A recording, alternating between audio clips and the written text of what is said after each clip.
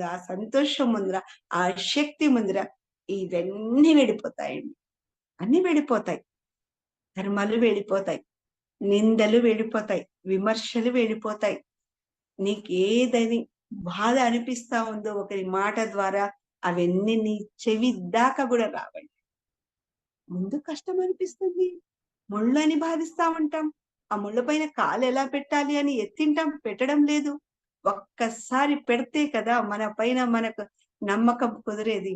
పెడితే అవి గుచ్చుకుంటాయా లేవా అనే ఆలోచన వద్దు. పెడతాం ఒకసారి. గుచ్చుకుంటే గుచ్చుకుంటాయి. అనుభవం వస్తుంది. ఎలా గుచ్చుకుంటాయని అవేర్‌నెస్ పొందుతాం. తర్వాత హ్యాపీగా కాలు పెడతాం. అప్పుడు పువ్వుల్లాగా మారుతాయండి. ఆ ముళ్ళే చెప్తారు కదండీ! భయం పుట్టిస్తుందంట స్త్రీతత్వం. చూడండి ఎంత అద్భుతంగా ఉందో అది. భయానికే భయం పుట్టిస్తుందంటండి. ఒక స్త్రీతత్వం.